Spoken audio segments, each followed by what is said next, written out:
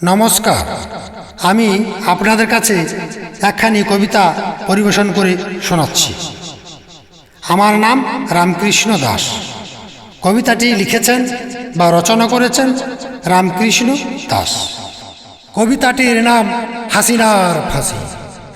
ওই দেখো যে জগতবাসী, শুলুক বাবুরও হাসি, দুধেরও বালক পড়াইয়েছে দেখো আজ হাসিনার গলে ফাঁসি। বিপরীতমুখী বইছে ওঝান, বঙ্গবাসীরও ভরা ডুবি আজ প্রাণ, পরম সখা ভারত মাতা, ইতিহাস তাহা প্রমাণ। দেশেরও লাগি ফিরিবে আবার মুজিবুর রহমান, বিপ্লবীর খেলিবে খেলা নূতন করে বঙ্গর জনগণ। পরাধীনতার আগুনে হাসিন, দেশ করিবে আবারও স্বাধীন, বেবিচারে আজ করিবে দমন, তাহা করিবে পরাধীন, তাহা করিবেই পরাধীন। নমস্কার। কবিতাটি ভালো লাগলে সহযোগীর হাত বাড়িয়ে দেবেন।